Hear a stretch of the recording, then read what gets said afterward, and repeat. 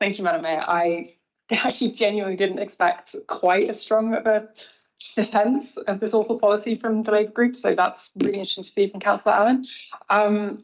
As my Labour colleagues have unfortunately decided that they do not want to allow the people who have attended the meeting to speak, despite them being here and wanting to do so, and for it to be very easy to be allowed, I have got quotes which people have emailed into me to read out, so I'm just going to read those.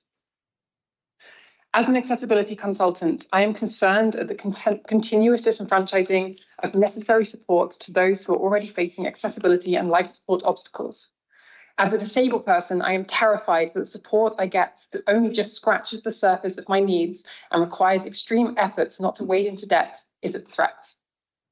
As a human being, I am furious that those most vulnerable in our society are not only uncared for, but actively targeted by cuts and losses to support that is necessary for both surviving and thriving.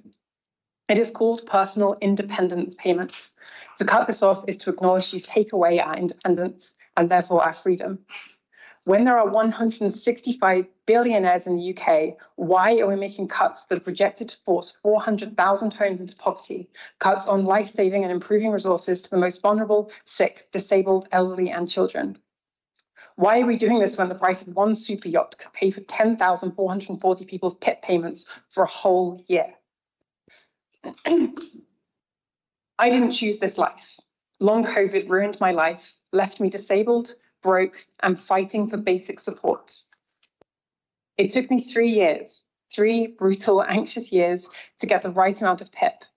I had to rely on food banks and living in places that made me even more unwell, all while feeling like I was a weight and the one to be blamed for not contributing to society.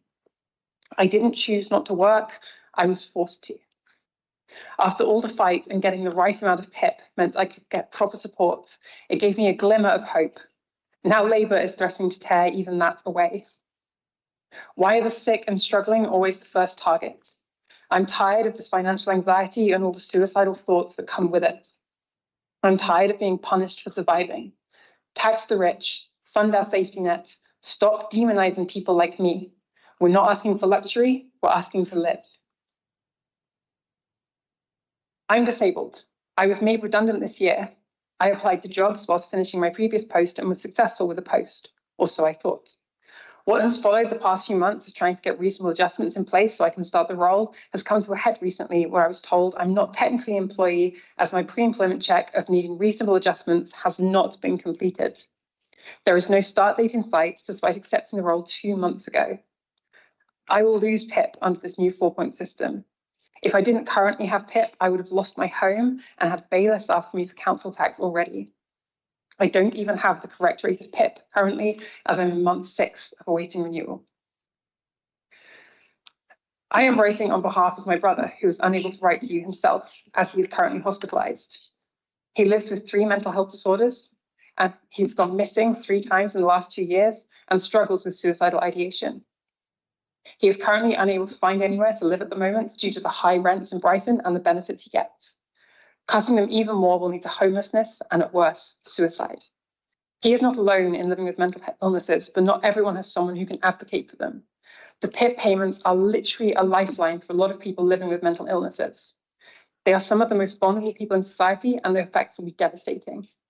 If the consequences of this lead to homelessness and suicide, the blood will be on. Councillor Goldsmith, you are quite well over now. I have let you continue. Please draw to an end. Thank you.